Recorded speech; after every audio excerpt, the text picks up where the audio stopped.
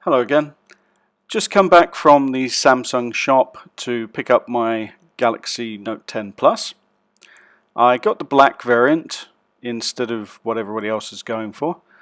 I didn't really want to get the glow because if you get the glow then you cover it up with the case anyway. So down to specs. This is the 256GB version. It's got the Snapdragon 855, 12GB of RAM, and so it should be nice and fast, hopefully for a very long time. Alright, let's find my knife and we'll open this up, have a quick look, see what's inside. Okay, first time I've had a Samsung box with the plastic wrap on.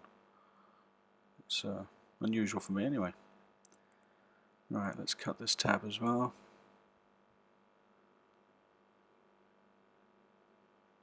Okay, there we go. Right, let's have a look. Usually the box opens, but this one's like an Apple style box. The last couple of years it's folded open like the old Xiaomi phones. Right, so here we are. I've got the black version. Let's have a quick look and see what's inside this box here. Right, so in the top of the box there's I should say that probably the book that's in here. Oh, you've got a phone case and a couple of pamphlets. So we've got a warranty guide and quick start guide in Vietnamese, and the SIM ejector tool was on the back of the card as well. Right, and they give you a TPU style clear plastic case. I don't think I'll be using that. Right, so here's the phone. As I said, I got the black one. Looks really nice. Let's have a look at the back, rest of the box. Right, so in here we've got the charger. This is a 25-watt charger, and I'll just give you a bit of a better view on that. There we go. Made in Vietnam. And this one says super fast charging instead of just fast charging that the old Samsung phones had. Super fast meaning 25 watts. With 25-watt charger it should charge the phone up from 0 to 100 in just about an hour. I've got the 45-watt charger on order. When it comes in they're going to call me and I'll go and pick that up, and that should charge it up in just 30 minutes. Right, nothing else in there. And in this little tiny box, I should say, yeah, there's the nips and 2 spare points for the Samsung Note Pen, the S Pen. Got a black one and a white one. Right, so nothing else. I thought there's usually a USB Type-C to USB-A, but there wasn't one. Right, so we've got a cable here, and this is USB Type-C to Type-C, like the iPad Pro, that has a charging cable like that. And in here we have the Samsung earphones, the earbuds wired, and that should be Type-C as well because they took away the earphone jack. Doesn't bother me anyway. Sometimes I used to plug my microphone into the earphone jack, but they do little dongles that adapt it anyway. Right, let's chuck all that back in the box. I'm having to do a bit of an unboxing with recorded audio over the top because the next door neighbours are drilling, and they were drilling the whole time I recorded the video. So I've had to take away all of the sound. So you can't hear that peeling off, unfortunately. Never mind. Right, let's switch it on for the first time. Power button's on the left instead of the right. And that's also the Bixby button. Volume up and down are just above it. And there's nothing on the right side.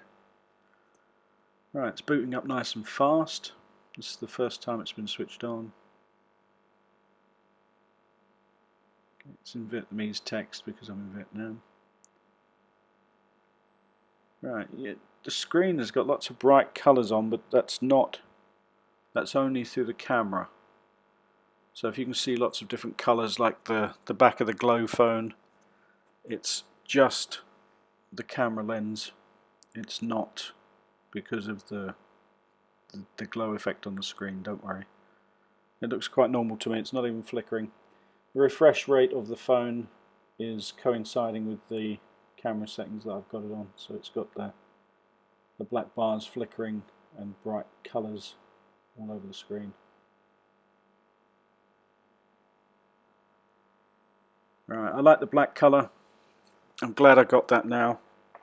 I think I'd have got tired of the shiny glow colour. Right, I'm just going to transfer over things and set it up, and after I've done all that, then I'll give you another look at the phone before we pack it away. Right, so let me sort this out. Okay, there's an apology coming at the bottom of the screen here. I've just realised that I had my Polar Pro CPL filter on the camera. That's what's causing this bright coloured screen. It's a bit like wearing the polarised sunglasses. If you put a pair of polarised sunglasses on and then look at your phone or your watch, then you get this same rainbow effect. I do apologise for that. Okay, setting up the fingerprint scanner. Much slower than the Apple phone. I'm used to the iPhone. It sets things up much faster with the face detection.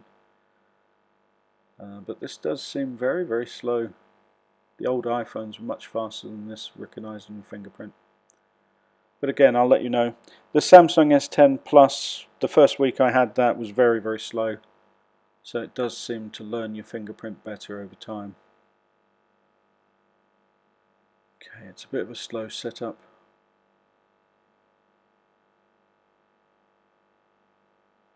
Bear with me. 7680. And then you just do the edges of your finger, left, right and top.